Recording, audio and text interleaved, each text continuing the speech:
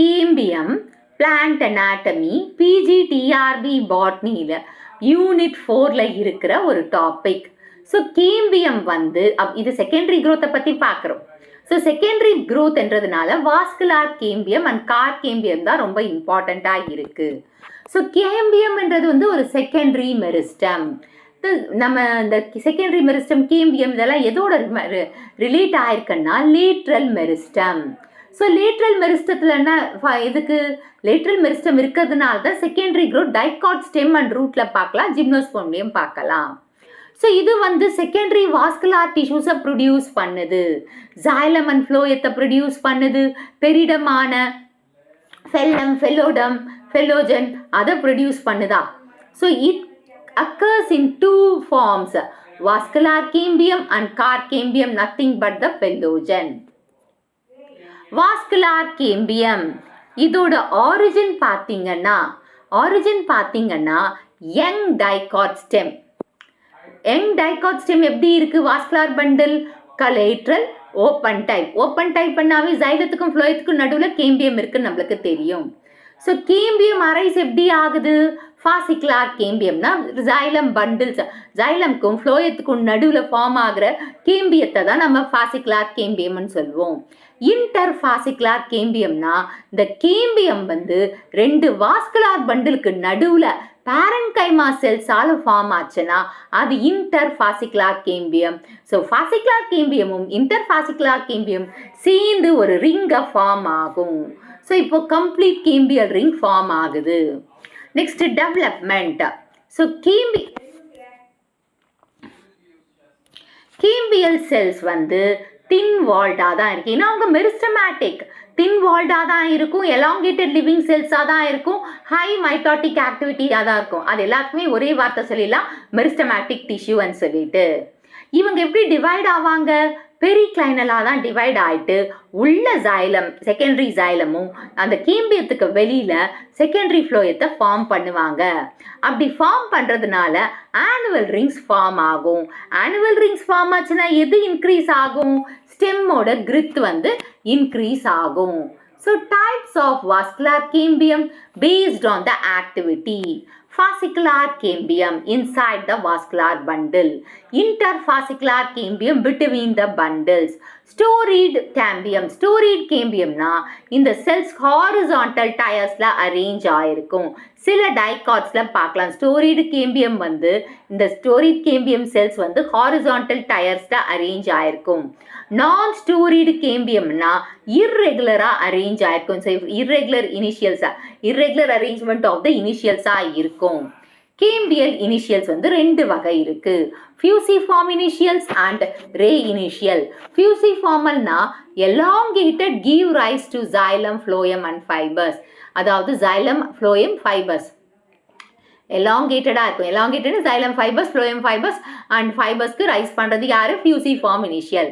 ரே இனிஷியல்ஸ்னா ஐசோடயமெட்ரிக், அதாவது xylem rays, phloem race lateral டிரான்ஸ்போர்ட்டுக்காக. ஸோ ரே இனிஷியல்னா ஐசோடயமெட்ரிக்கில் இருக்கிறதுனால சேம் சைஸில் இருக்கிறதுனால xylem rays, phloem rays form ஆகுது. அப்போ இது எதுக்கு யூஸ் ஆகுறாங்க? டிரான்ஸ்போர்ட், லேட்ரல் டிரான்ஸ்போர்ட்னா சைட் வேஸில் டிரான்ஸ்போர்ட். நெக்ஸ்ட்டு வந்து கார் கேம்பியம். கார் கேம்பியத்துக்கு இன்னொரு பேர் என்ன? ஃபெல்லோஜன்.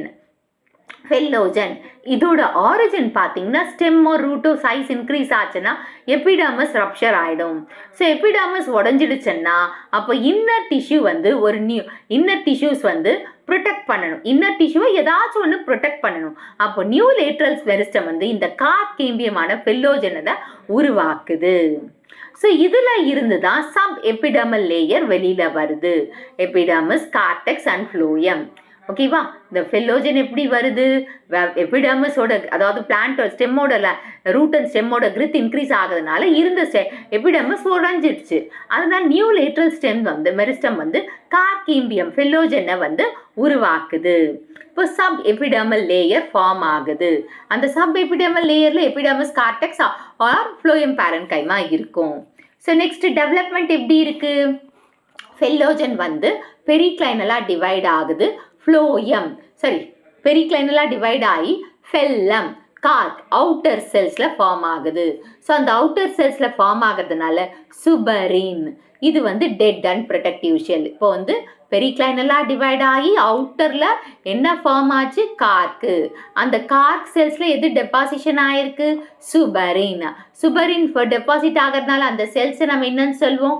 டெட் செல்ஸ் அண்ட் ப்ரொடக்டிவ்னு சொல்லலாம். ஃபெல்லோடம். ஃபெல்லோடம்ன்றது என்ன?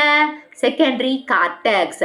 ஃபெல்லோடம் என்றது என்ன? Secondary cortex. இது inner cells, living and parenchymatous. So phelloderm வந்து இன்னர்ல ஃபார்ம் ஆகிற செல்லு. இவங்க என்னவா இருக்காங்க? லிவிங் பேரன்கைமா செல்ஸாக இருக்காங்க.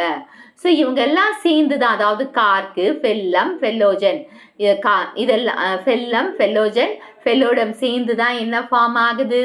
பெரிடமை ஃபார்ம் பண்ணுறாங்க. ஸோ டைப்ஸ் ஆஃப் கார்கேம்பியம் பார்த்தீங்கன்னா சிங்கிள் கண்டினியூஸ் ரிங்காக இருக்குது. யூனிஃபார்ம் பெரிடமை ஃபார்ம் பண்ணுறது இது common time.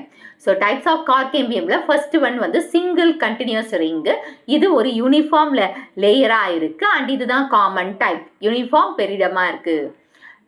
Successive rings, one phellogen after another multiple பெரிடம்ஸ்.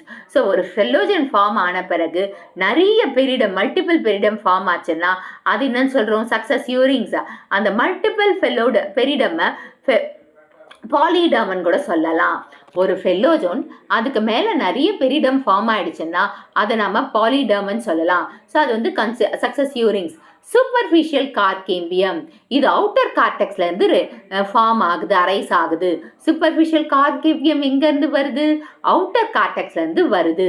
Deep seated cork cambium, deep சீட்டட்னா இன்னர் லேயர்லேருந்து, அந்த இன்னர் லேயர்லேருந்து டெவலப் ஆச்சுன்னா அது deep seated cork cambium. Example pyrus, pear. So vascular cambium and கார்கேம்பியமோட டிஃப்ரென்சஸை நம்ம பார்க்கலாமா? ஸோ ஆரிஜின் பார்த்தீங்கன்னா வாஸ்குலார் கேம்பியம் சைலம் அண்ட் ஃப்ளோயத்துக்கு நடுவில் ஃபார்ம் ஆகுது, இன்ட்ரர் ஆர் இன்ட்ராஃபாசிகுலார் கேம்பியம். ஆனால் இந்த கார்கேம்பியம் வந்து சப் எபிடமல் கார்டெக்ஸ் ஆர் ஃப்ளோயத்தை ஃபார்ம் பண்ணியிருக்காங்க. ஃபங்க்ஷன் பார்த்தீங்கன்னா secondary xylem and phloem produce பண்ணுறாங்க வாஸ்குலார் கேம்பியம். ஆனால் கார்கேம்பியம் வந்து பெரிடம், கார்க் ப்ளஸ் ஃபெல்லோடம்மை ப்ரொடியூஸ் பண்ணுறாங்க. ப்ராடக்ட்ஸ் வந்து செகண்டரி வாஸ்குலார் டிஷ்யூஸ் இங்கே ஃபார்ம் ஆகுது. ஆனால் கார்கேம்பியத்தில் கார்க் அண்ட் ஃபெல்லோடம் ஃபார்ம் ஆகுது. பொசிஷன் பார்த்தீங்கன்னா inner close to the vascular bundles in vascular cambium. கார்கேம்பியமில் outer close to periphery. Activity வந்து adds to the conducting tissue and Giridih. So adds to the conducting tissue and girth increase ஆகுது vascular கேம்பியத்தில். கார்கேம்பியத்தில் adds to the protective covering. Significance பார்த்தீங்கன்னா vascular cambium வந்து wood formation கொடுக்குது.